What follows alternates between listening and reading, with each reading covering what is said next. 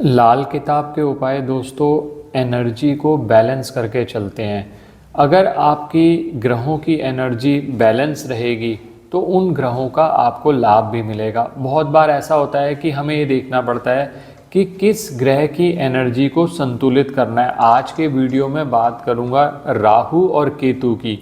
राहु और केतु छाया ग्रह के नाम से जाने जाते हैं, लेकिन इनकी एनर्जी को बैलेंस करना बहुत ज़्यादा इम्पॉर्टेंट है। और किस तरह से आप राहु और केतु की एनर्जी को बैलेंस करके दोनों ग्रहों का पूरा लाभ ले सकते हैं, क्या ज़रूरत ऐसी पड़ गई कि आपको इन दोनों ग्रहों की एनर्जी को बैलेंस करना है, ये सारी बातें आज हम इस वीडियो में करने जा रहे हैं। मैं विकास मल्होत्रा स्वागत करता हूँ आपका लाल किताब एस्ट्रो सेंटर चैनल पर।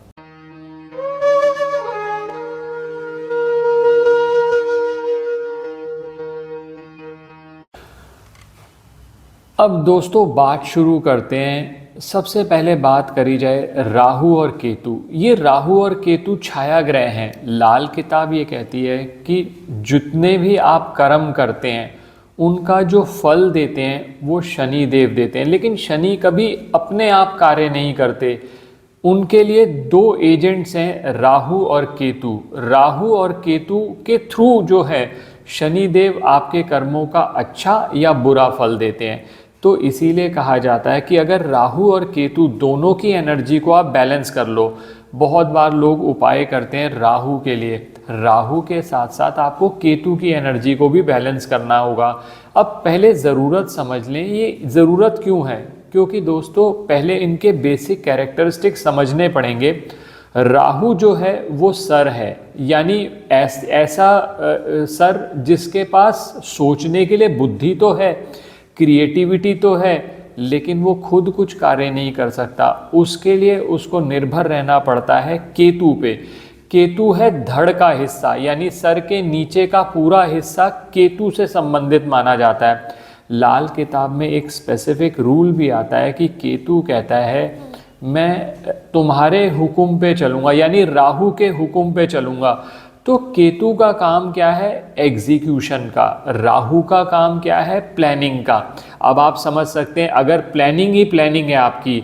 बहुत सारे व्यक्ति हमारे पास आते हैं, वो कहते हैं सर मैं बहुत सोचता हूँ, नई नई स्कीम सर इतनी मेरे माइंड में है, लेकिन सर होता क्या है कि जब धरातल पे उतरता हूँ, मैं उनको एग्जीक्यूट करने जाता हूँ तो सर वो एग्जीक्यूट नहीं हो पाती। सोचता तो मैं बहुत क्रिएटिव, और सर कई बार तो ऐसा होता है मैंने कुछ ऐसा क्रिएटिव सोचा, मैंने अपने फ्रेंड को बताया, उसने मुझसे पहले ही वो आइडिया कैप्चर कर लिया और उसने इम्प्लीमेंट भी कर दिया, मैं सोचता ही रह गया। ऐसी स्थिति में केतु खराब है आपकी पत्रिका में, तो केतु के उपाय कराए जाते हैं। इसी तरह से बहुत लोग कहते हैं कि हम सर मेहनत तो कर सकते हैं, सर हमें ना क्रिएटिवली हमसे सोचा नहीं जाता, नए आइडियाज़ ही नहीं आते सर। तो ऐसा, इसका मतलब ये है कि राहु का जो पोर्शन है, यानी जो सर का हिस्सा है, वो आपका कहीं ना कहीं वीक है कुंडली में। राहु दोस्तों सिर्फ ऐसा नहीं होता, लोग कहते हैं सर राहु के लिए हमने सर लेड जल प्रवाह कर दिया, सर हमने जौ जल प्रवाह कर दी। ऐसा नहीं होता कि हर स्थिति में आप कोई भी ग्रह का कोई सामान उठाओ और जाके जल प्रवाह कर दो या मंदिर में दे दो। पहले ये देखो कि क्या ऐसी समस्या आ भी रही है या नहीं। राहु जब होगा ना, राहु के साथ बेसिक प्रॉब्लम क्या है, राहु है छलावा। छलावा का मतलब है एक भ्रम की स्थिति लाना। बहुत बार आपने देखा होगा लोगों के कर्ज, हमारे पास आजकल बहुत केसेस आते हैं जहां पर कर्ज सिर्फ इसलिए बढ़ गया क्योंकि लालच में 10 को 100 बनाने के चक्कर में, और वो भी जल्दी में ऐसा कर दिया, एक महीने के अंदर 10 रुपए के 100 हो जाएं, ऐसी इन्वेस्टमेंट कर दो। उन्होंने कर दिया और उसमें भी उन्होंने सारा का सारा अपना पूरी की पूरी सेविंग्स लगा दी।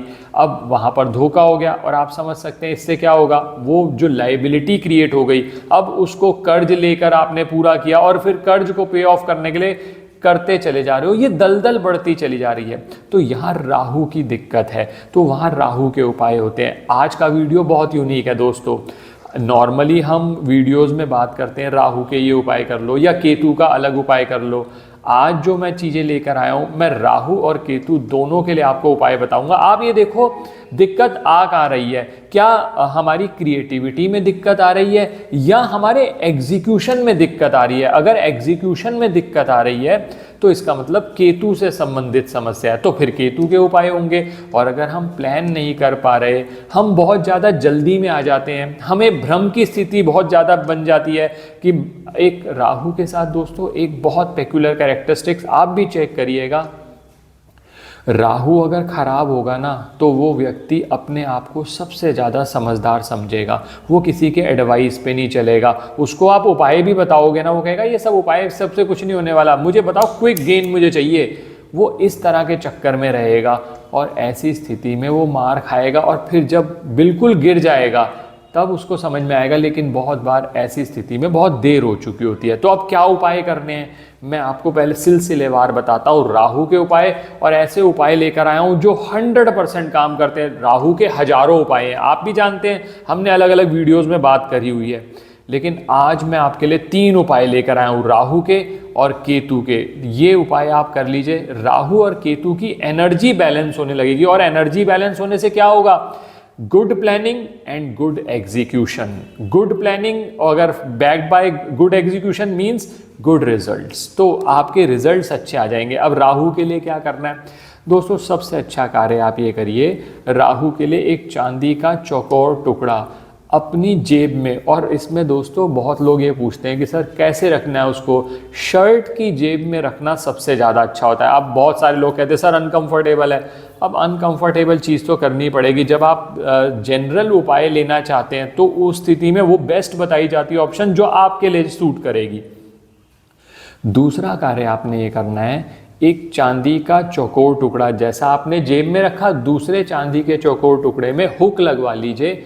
वो अगर गले में चेन डालते हैं तो चेन में डाल लीजिए, धागा डालते हैं तो धागे में डाल लीजिए। 2 फायदे होंगे दोस्तों इसके।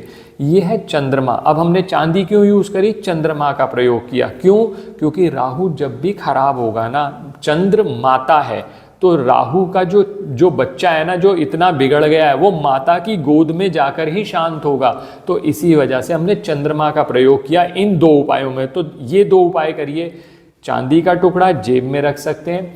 बहुत ज़्यादा अगर आप कहते हैं कि सर बिल्कुल ही कोई बहुत ज़्यादा समस्या आती है, तो एक ऑल्टरनेटिव और हो सकता है, आप अपने वॉलेट में एक सफ़ेद कपड़ा ले लीजिए, उसके अंदर चांदी का चौकोर टुकड़ा रखिए, 1x1 साइज़ का रख लें, बहुत अच्छा है। वो आप अपने वॉलेट में रख लीजिए या फीमेल्स अपने पर्स में रख सकती हैं। तो ये 2 उपाय हो गए। और तीसरा उपाय जो कि बहुत महत्वपूर्ण है दोस्तों, इसमें क्या करना है, जौ ले लीजिए, 1 किलो जौ लेनी है आपने, और 1 किलो ही दूध लेना है कच्चा। और इसमें प्रेफरेंस होगी, नॉर्मली हम आपको कह देते हैं कि आप थैली वाला दूध भी यूज़ कर लो, लेकिन इस उपाय के लिए दोस्तों अगर थैली वाला दूध की बजाय अगर आपको फ्रेश दूध मिल जाए, क्योंकि जो थैली वाला दूध होता है आपको पता है पेस्चुराइज्ड होता है, उसको उबाल के ठंडा किया जाता है। तो अब ऐसी स्थिति में आप अगर आपको फ्रेश मिल्क मिल जाए तो उसके से उपाय की इफेक्टिवनेस और बढ़ जाएगी। तो आपने क्या करना है, कच्चा दूध 1 किलो ले लीजिए और 1 किलो जौ ले लीजिए। बुधवार रात को ये भिगो दीजिए, यानी दूध के अंदर आपने जौ डाल दी, भीग जाएगा अच्छे से, और गुरुवार को ये जो जौ आपने भिगोई हुई थी ये आप जाकर जल प्रवाह कर दीजिए। 1 दिन का उपाय है, बहुत ही अच्छे रिजल्ट्स हैं, आप ये करके देखिए, राहु संबंधित समस्या से आपको छुटकारा मिल जाएगा।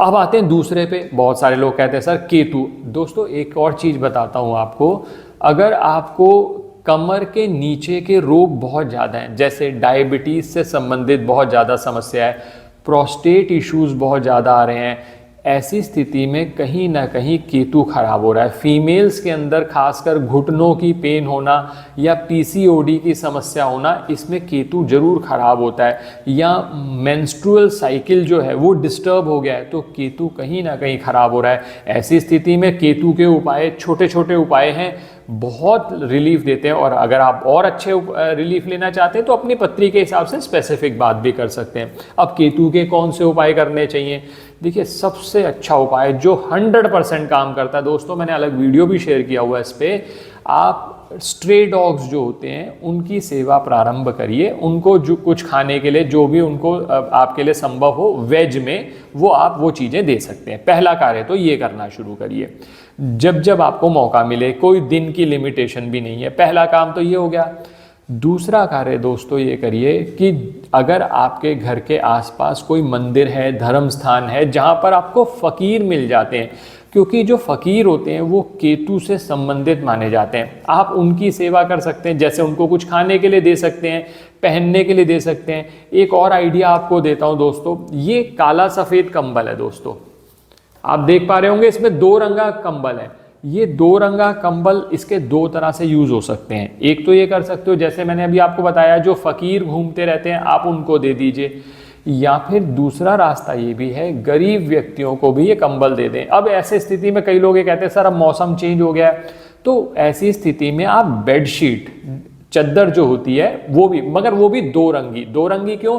क्योंकि जो 2 कलर है black and white, that is related specifically to Ketu, तो केतु से संबंधित है, तो हमने दे दिया ये, तो ये गरीब व्यक्ति को दे सकते हैं। और एक काम और कर सकते हैं, 1 महीने में एक बार एक क्रम बना लीजिए, ये जो काला सफ़ेद कंबल है या बेडशीट जैसे मैंने आपसे बात करी, वो आप पंडित जी के हाथ में दे के आएँ और उसके साथ कुछ दक्षिणा दे दें।